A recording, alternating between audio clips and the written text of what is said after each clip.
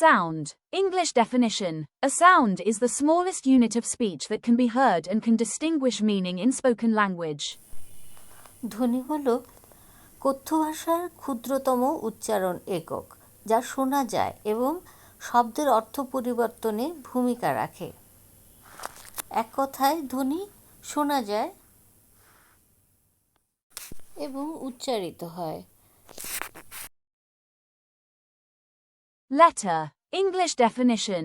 A letter is a written symbol used to represent a sound or group of sounds in a language.